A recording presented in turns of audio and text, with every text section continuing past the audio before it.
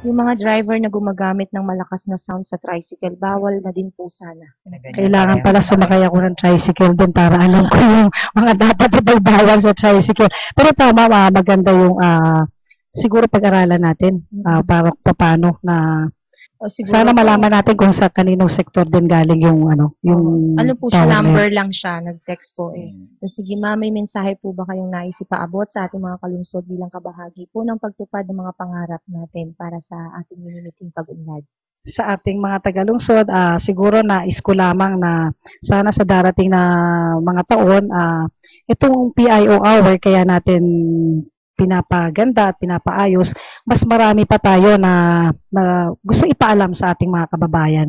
Ang dahilan nito ay hindi lamang sa ipropaganda natin ang ating mga ginagawa, bagkus pamamaraan kasi ito na ang ating serbisyo ay mas mapapabuti natin kung ang ating mga kababayan ay makikibahagi at kung ating ang mga kababayan ay pupuna sa mga serbisyong ginagawa natin at pupuri din naman kung may maganda tayong nagagawa. Sabi ko nga, pagpuna. Ibig sabihin, pag pinuna mo, nais mo na mapabuti ang serbisyo. Iba yung pagpuna sa paninira. Tama. Yung paninira, walang intensyon na mapagbuti ang serbisyo. So, sa pamamagitan natin na ipinapaalam natin ang ating mga programa, ako yung nananawagan sa ating mga kababayan na maging bahagi ng feedback mechanism para doon sa mga serbisyong tingin natin na matagumpay, mas mapagbuti at mapagpatuloy natin. At doon naman sa mga serbisyo na dapat nating baguhin o dapat nating mas pag-igtingin pa, pagbutihin pa, magawa natin ng paraan. So, yun lamang at naniniwala ako na sa ating mga, kung mas mahigit ang partisipasyon ng ating mga kababayan, mas madali natin maisusulong ang ating lungsod. Yes, ma'am. Ma'am, balita ko magkakaroon kayo ng ikalawang SOCAD. Oo, mas comprehensive, mas ipapaalam natin kung saan talaga napunta ang pondo ng bayan at gaganapin yan siguro sa susunod na buwan. Gagawin natin yan. At yun nga, gaya ng sabi natin, ipaalam natin kung ano ang mga nagawa natin at kung ano pa ang gusto natin gawin pa sa ating lungsod. Ma'am, mensahe naman po sa mga kasama nating lingkod bayan para sa mas magandang serbisyo natin. Ayan. Sa ating mga lingkod bayan, Yes, siguro kung ang ating mga lingkod bayan ay nakakita ako sa opisina ng OCM, makikita nyo kung ano ang kahalagahan ng inyong trabaho, kung ano ang kahalagahan na maging bahagi ng munisipyo dahil hindi lahat ay kayang i-accommodate ng munisipyo. Kaya ako'y nananawagan na sa ating mga lingkod bayan na yung pagkabilang natin sa pamahalaan, ipakita natin na karapat-dapat tayo sa ating pinapasukang trabaho. Gawin natin, yung ibalik natin, bahagi tayo na magbalik ng sabi nga ni Congressman Villago palagi, ang piso na pumasok ay kailangan piso ring ilalabas sa pamamagitan ng serbisyo. Yun na ipakita natin sa ating mga kababayan bilang lingkod bayan. Ngayon po ay renewal o pagpapanibago ng mga lisensya at business permits. Marami po sa ating mga kababayan, lalo na sa mga maliliit na negosyante, ay yung dagdag na 20 hanggang 25% na increase sa kanilang binabayarang buwis.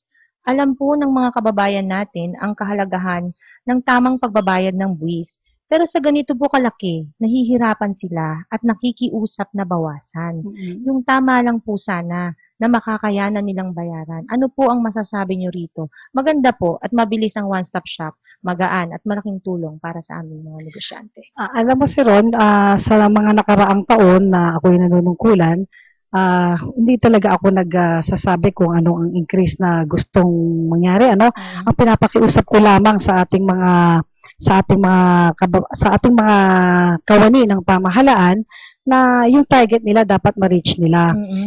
Sa mga nakaraang taon, wala kaming sinasabing 10%, 20% or kung anong percent, ang aking iniatas sa ating mga kababayan sa panahon na to, sabi ko, for the past 3 years, ang increase ho ng ating collection sa pamahalaan ay hindi ho umaabot ng 10%. So, nahuhuli ho ang ating collection sa local income pagdating po sa kumpara sa IRA. Ang IRA po natin nag-i-increase. Kung hindi ho lalaki ang IRA natin, ay siguro mahihirapan ang ating pamahalaan dahil dito locally, ang increase natin sa collection natin sa income ay hindi ho siya hindi siya tumataas ng 20%. Pero normally, sa isang negosyo, ang target mo talaga is mag-increase ka ng 20%. Ang akin pong iniatas sa ating pamahalaan ay hindi naman magpataw ng 20% increase sa lahat ng ating mga negosyante. Ilagay lang kung ano ang sa tingin ng tama. Pero ang pinapatarget po natin na sila ay makapagpa-increase ng 20%, siguro, more of hindi lang yan sa itaas natin ang tax ng ating mga kababayan, bagkus pati ho yung mapping. Pati yung mapping natin, yung mga hindi dating nagbabayad, hanapin natin kung sino. Kasi meron pa rin tayo may pa rin tayong porsyento na mga hindi nagbabayad. So, nagpa-target ho tayo na sana ma-reach nila ang 20% increase quota, pero not necessarily outright doon sa mga nagbabayad na napapatawan ng 20%. Maraming pamamaraan para i-reach mo yung 20%. Sa Special Education Fund, magawa yan through auction. Maraming pamamaraan. Pwede tayo mag-mapping, pwede tayong, ang hinihiling ko lang ay ilagay natin sa medyo tama, ano? Hindi pa nga sa tamang-tama, sa medyo tama. Na yung dapat na pumasok sa kaban ng bayan ay yun ang pumasok. Although totoo na nagbigay ako ng instructions na increase sa 20%.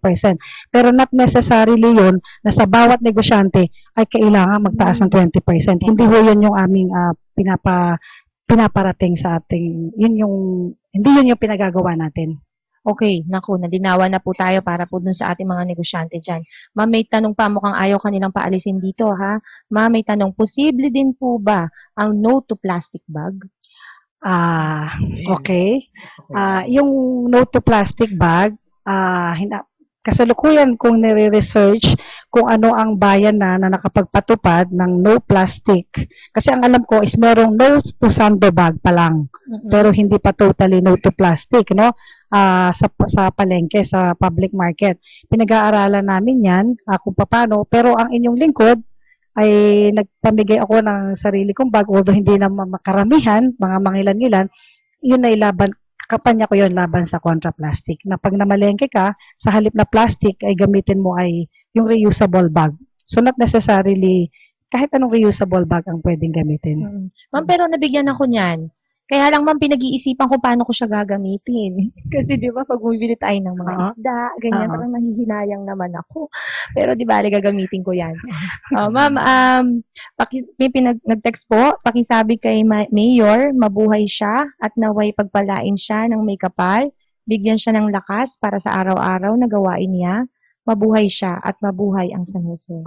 Maraming salamat sa text sa'yo. Meron din text sa akin ng ganyan. Ayan, great talaga ang mayor natin. May mga reaksyon, ma'am.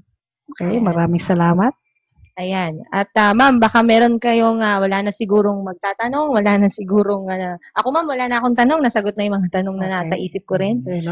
Ako din po, madam. Sobrang, sa nakikita ko naman lahat ng mga katanungan ko ay, kahit hindi ko na kayo tanungin, ay nakikita ko na kagad yung mga kasagutan sa mga tanong ko. Siguro, ma'am, ang sasabihin ko na lang sa inyo, maraming salamat sa suporta po ninyo sa tanggapan ng Public Information Office. Yes. Dahil kayo po ay laging nakasubaybay sa amin at kayo po ay sumusuporta. Hindi, ako ay talaga nakasuporta sa Public Information Office kasi kayo talaga ang may malaking role ngayong 2011. Malaki talaga ang role nyo for 2011 sa lahat ng programa natin dahil ito talaga ang means natin of mas marami ang ating mga kababayan na makibahagi sa pamahalaan. At kami naman po ay ginagawa po namin ang aming makakaya para po matugunan naman din po yung dapat naming tugunan bilang kawani. Maraming salamat, ma'am, ha. Ma'am, baka may gusto kang batiin. Ayan, magbabad. Kunwari, nasa dabas tayo. Wala na. Sige, okay lang. Gusto ko lang ulit magpasalamat sa ating mga kababayan, lalo na sa mga patuloy na sumusuporta sa inyong lingkod. So, maraming salamat sa pag-imbita nyo sa akin ngayong araw na to. It's a pleasure. At saka po, ito po ay isang malaking pribilehiyo sa amin na makasama namin kayo dito ngayon. Ma'am, mapapanood tayo sa Sabado at Linggo sa PIO Hour Replay sa cable po. Ayan. Binabati namin ang mga anak ni ma'am. Hello sa inyong lahat na mapapanood si Mami. Ayan, ma'am. Maraming salamat po sa oras na ibinigay niyo sa amin ngayong tanghali, ma'am. Pwede na po kayong mag-lunch at magpahinga muna po kayo. Maraming salamat, ma'am. Thank you po.